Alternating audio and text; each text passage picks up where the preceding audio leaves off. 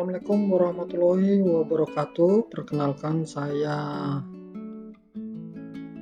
Mursito dari Universitas Pancasakti Kampus D, Bekasi.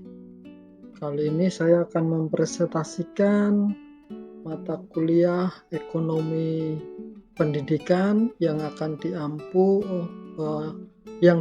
oleh Ibu dosen Ibu Nur Hayati MPD.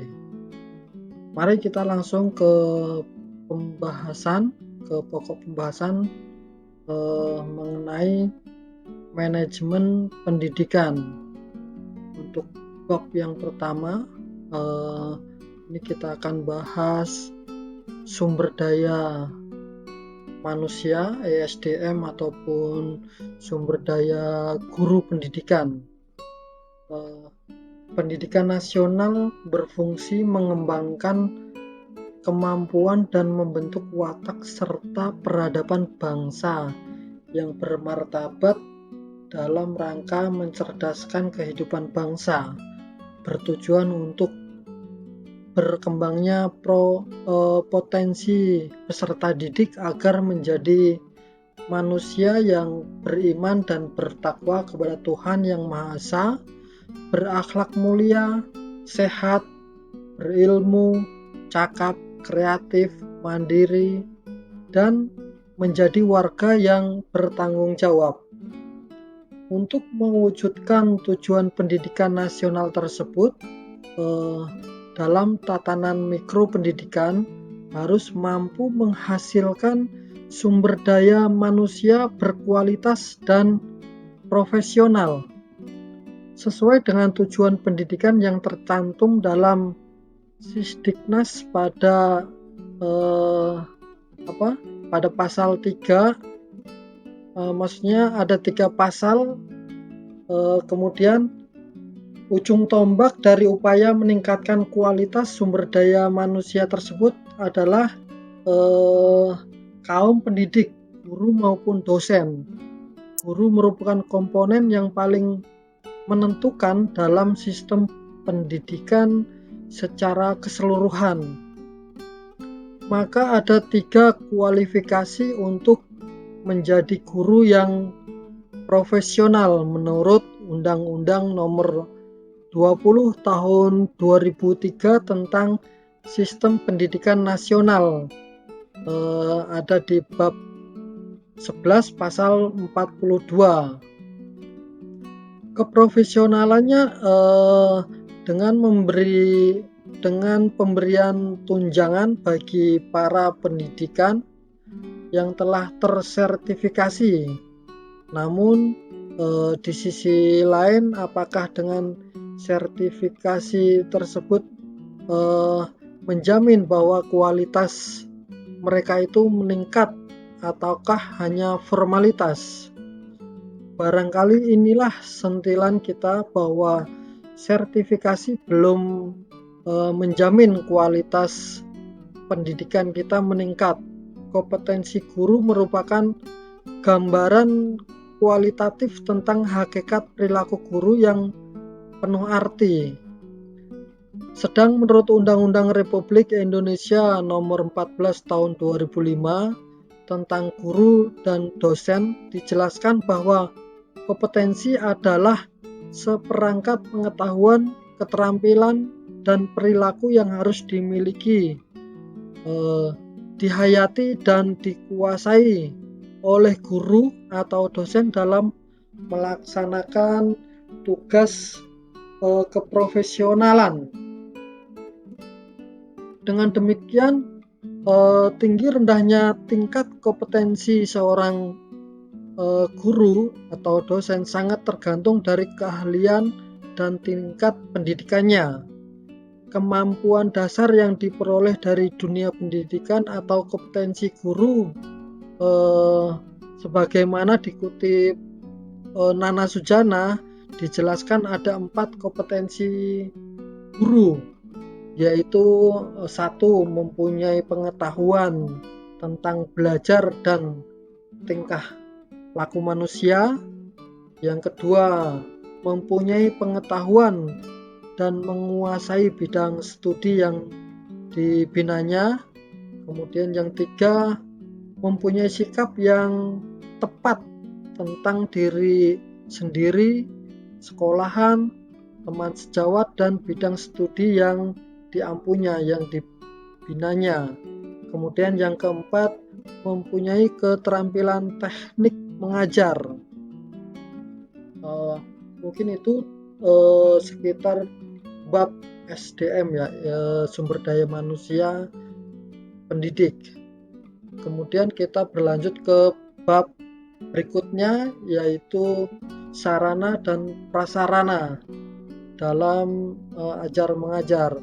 Kurangnya sarana dan prasarana fisik di Indonesia, misalkan di Indonesia berbanding terbalik bila melihat anggaran pendidikan di Indonesia yang cukup besar, yang seharusnya cukup untuk mendukung sarana dan prasarana di sekolah, baik di kota maupun di daerah terpencil. Kurangnya fasilitas pendukung pembelajaran seperti perpustakaan, laboratorium, dan ruang kelas yang memadai menjadi penghambat kualitas pendidikan.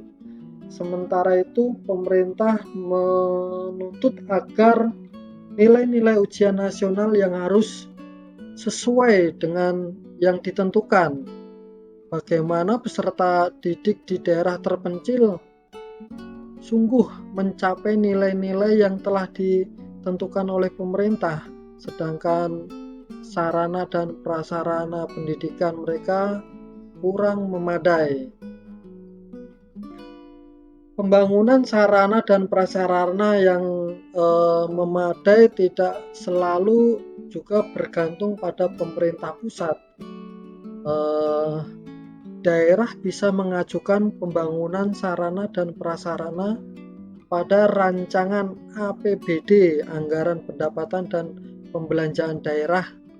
Masyarakat punya andil untuk mengawasi alokasi dana anggaran sarana dan prasarana agar tidak ada kecurangan atau korupsi di dalam penyaluran dana tersebut. Semua pihak harus bekerja sama untuk membuat lingkungan pendidikan yang bermutu, yang selalu ada kemajuan dari waktu ke waktu agar pendidikan Indonesia semakin baik dan terhindar dari keterpurukan.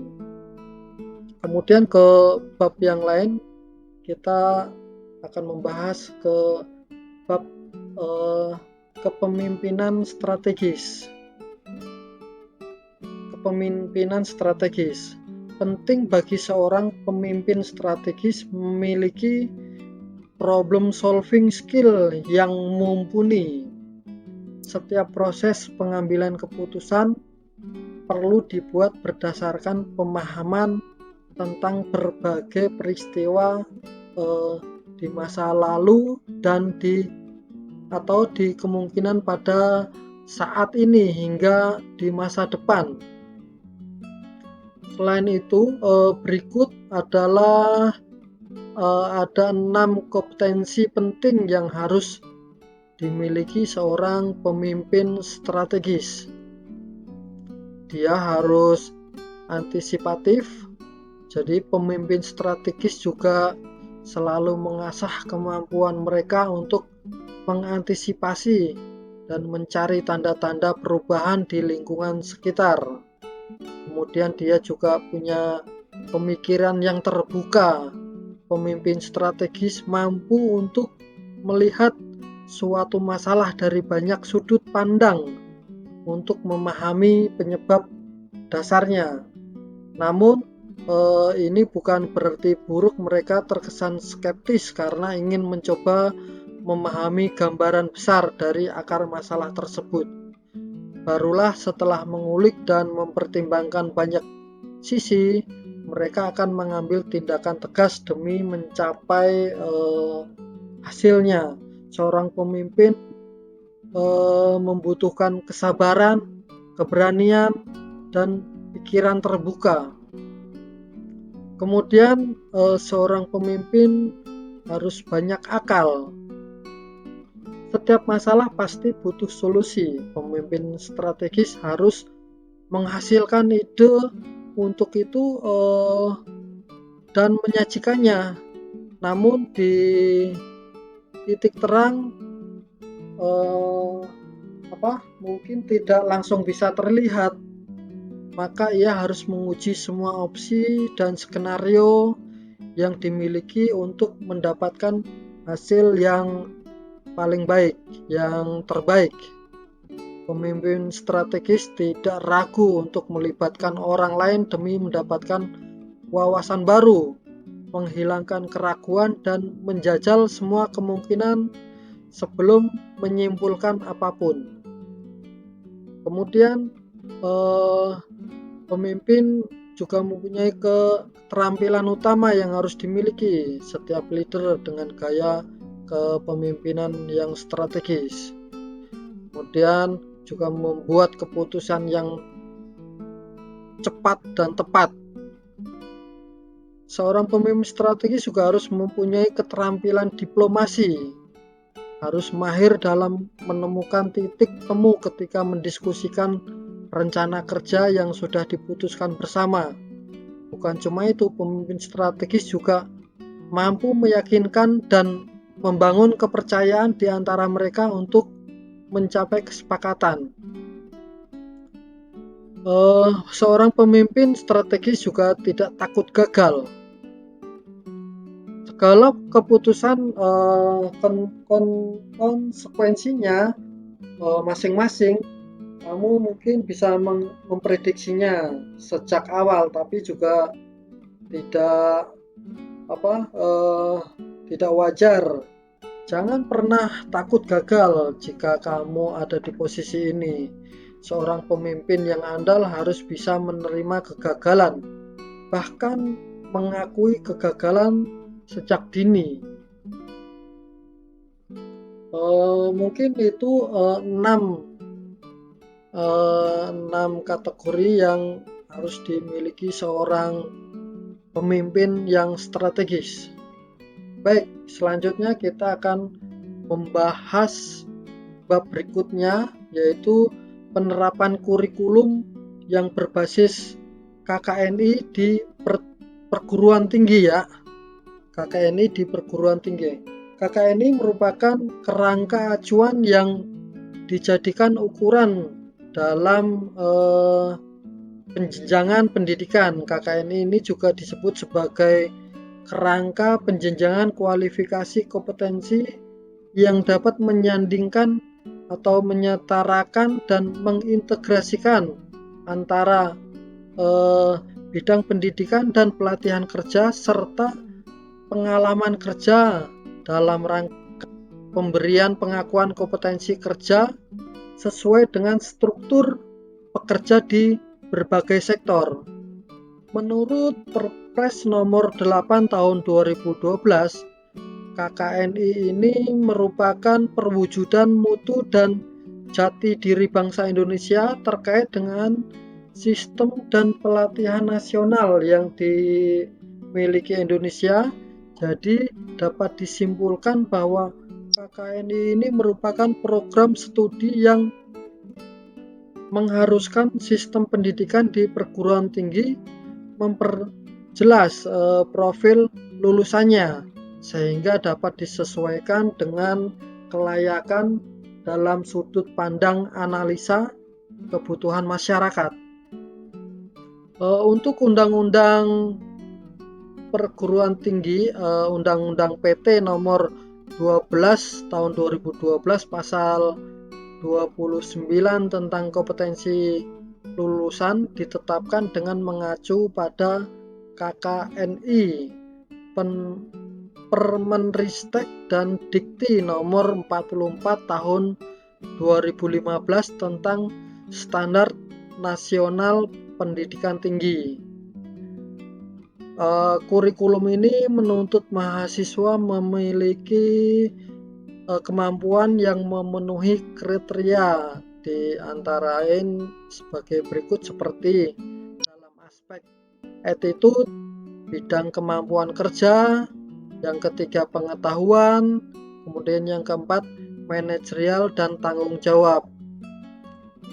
Di samping itu juga untuk meningkatkan kualitas kelulusan perguruan tinggi, ada beberapa hal yang patut dipenuhi sebagai berikut ya. 1. Learning outcomes. 2. Jumlah SKS. Yang ketiga, mata kuliah wajib. Kemudian yang keempat, proses pembelajaran yang berpusat pada mahasiswa. Kemudian yang kelima, akuntabilitas dan asesmen. Kemudian yang keenam, waktu studi minimum. Kemudian yang ketujuh, perlunya diploma suplemen. Akibat pergantian kurikulum pendidikan yang sering atau yang terus-menerus dapat mengakibatkan kebingungan bagi mahasiswa, karena dengan ketidakkonsistenan sistem akademik ini lebih menyusahkan mahasiswa dalam belajar karena ketidakjelasan kurikulum yang ada. Maka jika ditilik dari setiap karakter mahasiswa, KKNI ini tidaklah sesuai digunakan di perguruan tinggi, karena mahasiswa memiliki hak dan kebebasan fokus mana yang akan digelutinya walaupun tidak terpakai dengan kurikulum yang ada. Pengembangan skill pada setiap mahasiswa dapat dilakukan dengan beberapa cara, tidak hanya melalui pendidikan yang berbasis KKNI untuk menciptakan lulusan-lulusan aktif dan dapat berkontribusi di masyarakat. Kebebasan berpikir ini sebenarnya mampu sebenarnya membantu mahasiswa untuk menentukan berbagai perihal terkait problematika yang ada, terlebih terkait masalah calon-calon kontributor yang sesuai dengan kriteria masyarakat. Baik, untuk materi terkait dengan KKNI saya rasa cukup. Kita menginjak ke bab yang lain, yaitu media pembelajaran ya. Kita ke bab media pembelajaran. Pengertian dari media pembelajaran secara sederhana, media pembelajaran adalah alat-alat bantu yang digunakan untuk menunjang pelaksanaan proses belajar mengajar, mulai dari buku sampai penggunaan perangkat elektronik di kelas. Media pembelajaran berfungsi untuk menjelaskan atau memvisualisasikan suatu materi yang sulit dipahami jika hanya menggunakan ucapan verbal, misalnya penjelasan tentang siklus air, sistem pencernaan, ataupun sistem pernafasan pada manusia. Maka fungsi media pembelajaran sangatlah berguna untuk menjelaskan fungsi atensi, kemudian menarik perhatian siswa agar semakin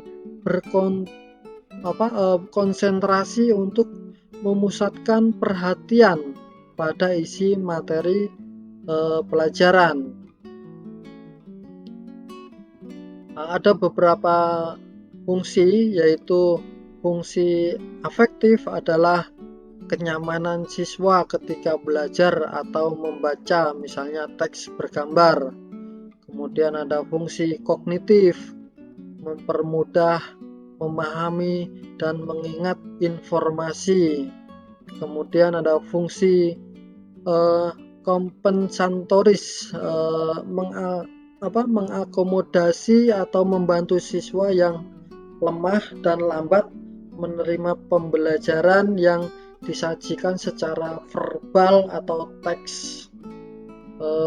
Berikut ada beberapa macam untuk media pembelajaran. Yang pertama media cetak atau printout.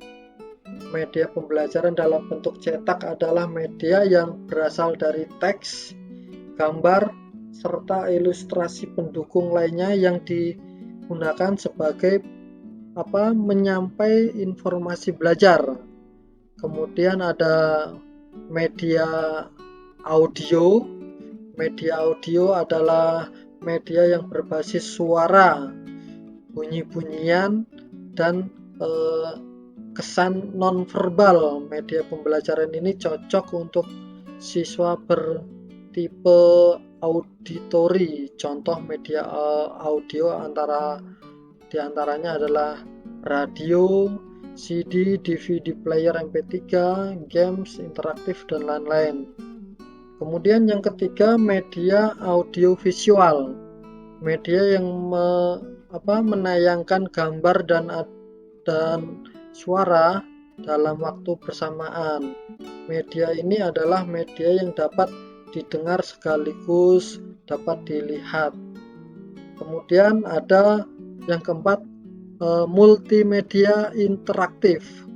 Multimedia interaktif ini adalah media pembelajaran berbasis multimedia yang dilengkapi dengan alat pengontrol yang dapat dioperasikan pengguna, sehingga alat dapat memberi respon dan ada hubungan timbal balik antara alat dan pengguna. Kemudian ada e-learning, adalah media pembelajaran berbasis elektronik yang bermanfaat komputer atau laptop yang terhubung dengan jaringan komputer ataupun jaringan internet. Media pembelajaran ini adalah media modern yang saat ini kita terapkan dan sudah banyak yang menggunakan karena harus media pembelajaran dengan sistem daring gitu ya. Kemudian yang keenam, media realia. Media pembelajaran realita adalah alat atau benda yang dapat terdapat dalam kehidupan nyata. Umumnya benda ini adalah benda alam yang dapat ditemukan di sekitar kita, tempat belajar, atau dalam kehidupan sehari-hari. Misalkan kita melihat tumbuhan, bebatuan, pepohonan, dan sebagainya. Realita.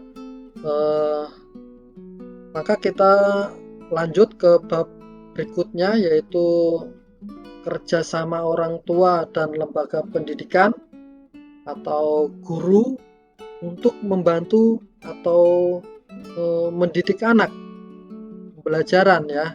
Dalam pembelajaran di sini saya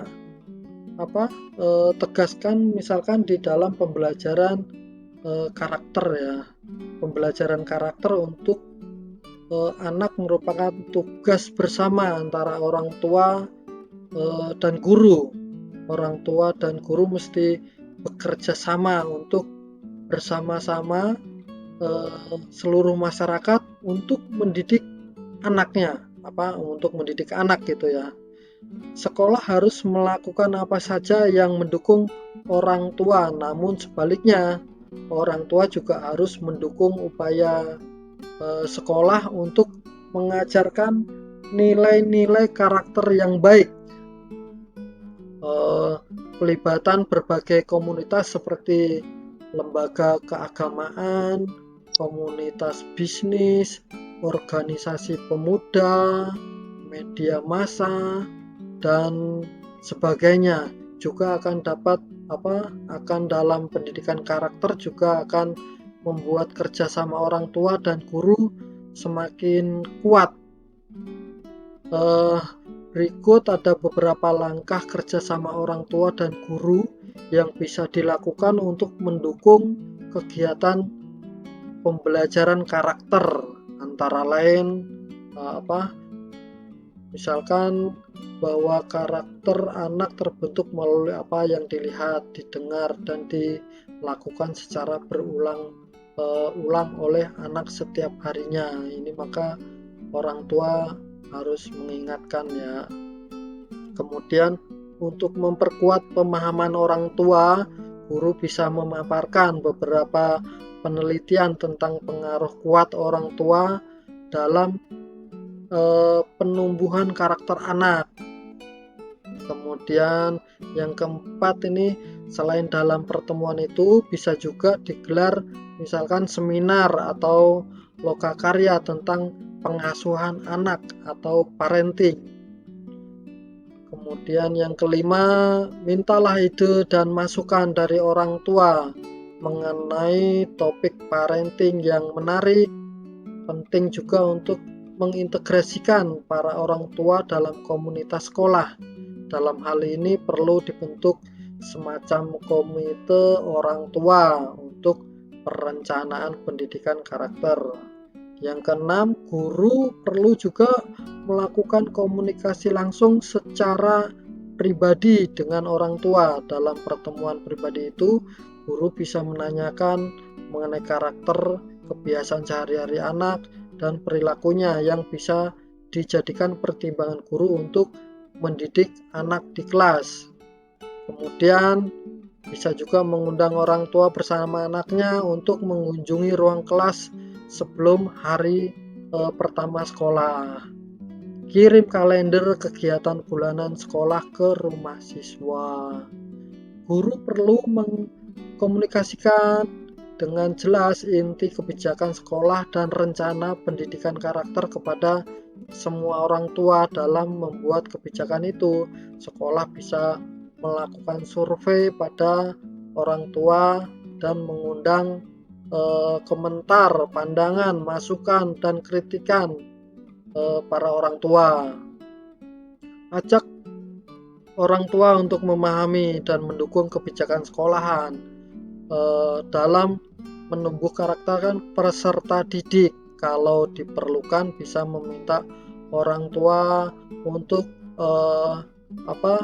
berkomitmen tertulis mendukung kebijakan tersebut gitu.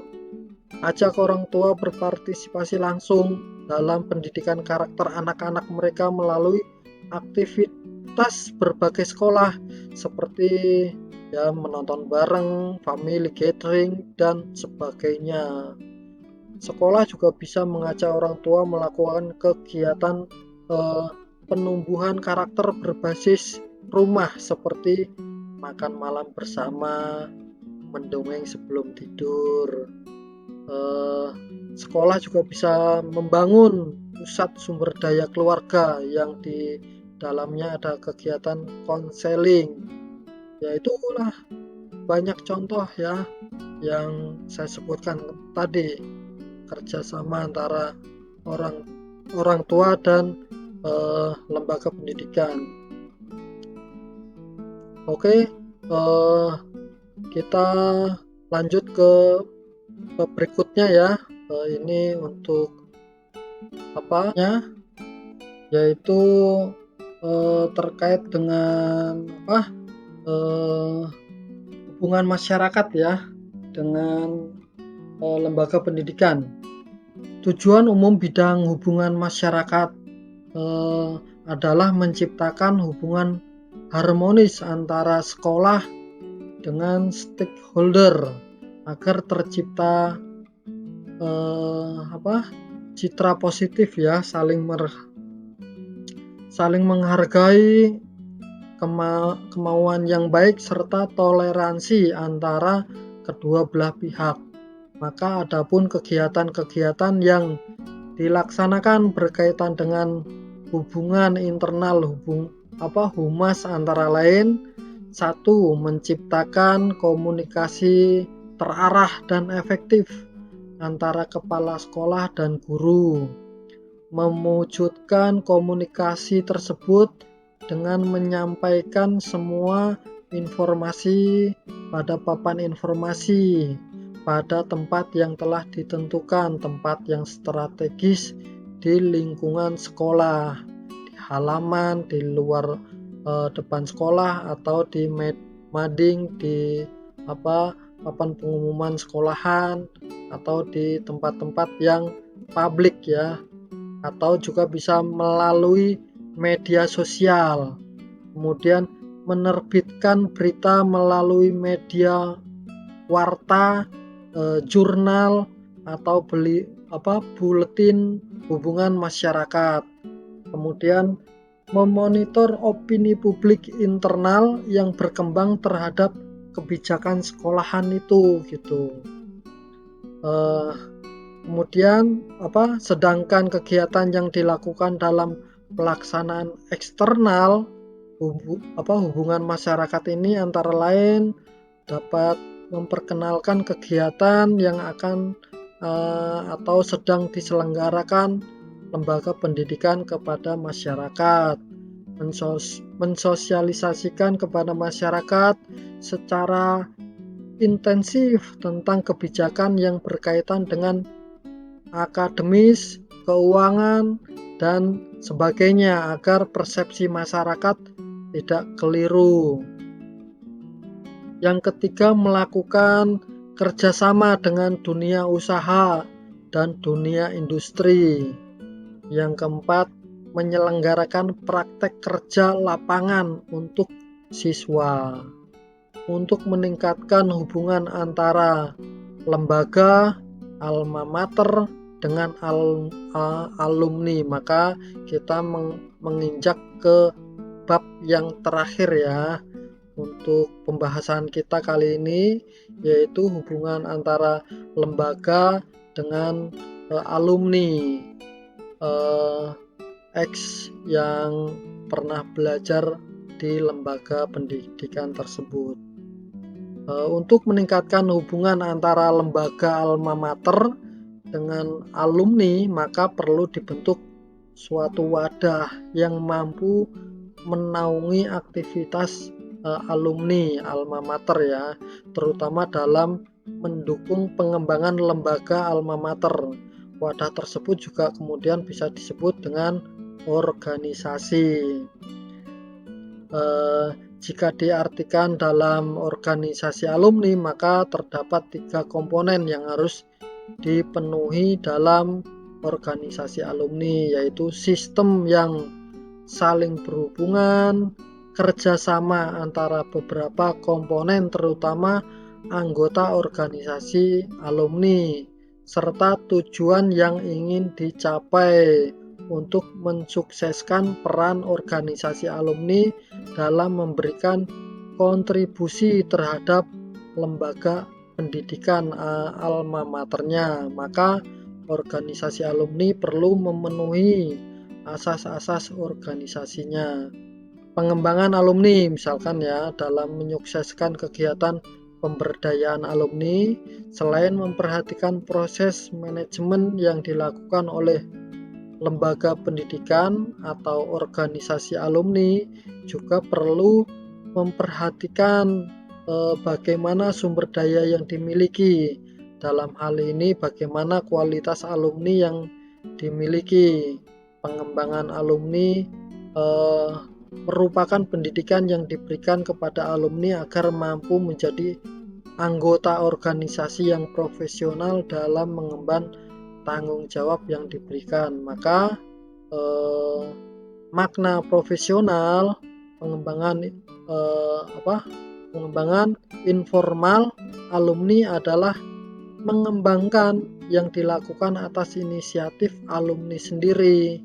Pengembangan ini dilakukan dengan menggunakan biaya pribadi alumni sendiri. Pengembangan ini juga tidak hanya dilakukan melalui kegiatan pelatihan, namun juga dapat dilakukan melalui memahami konsep sesuai dengan tugasnya melalui literatur yang ada, baik buku maupun bahan bacaan lainnya. Jenis pengembangan informal kebanyakan dilakukan untuk pengembangan intelektual. Kemudian ada pengembangan formal. Pengembangan formal adalah mengembangkan alumni yang dilakukan oleh lembaga pendidikan atau organisasi alumni untuk meningkatkan kemampuan alumni. Mengembangkan formal biasanya dilakukan karena kebutuhan lembaga pendidikan atau organisasi alumni untuk mengikuti perkembangan dunia dan persaingan. Oleh karena itu, mayoritas pengembangan formal tidak hanya melihat kebutuhan saat ini, namun juga melihat kebutuhan organisasi pada masa yang akan datang. Melalui pengembangan formal, biasanya kemampuan yang akan dikelola lebih khusus karena tentunya untuk tuntutan kebutuhan yang dialami organisasi. Demikian topik pembahasan kali ini yang dapat saya sampaikan. Semoga menambah wawasan. Mohon maaf bila ada yang kurang-kurang. Terima kasih. Assalamualaikum warahmatullahi wabarakatuh.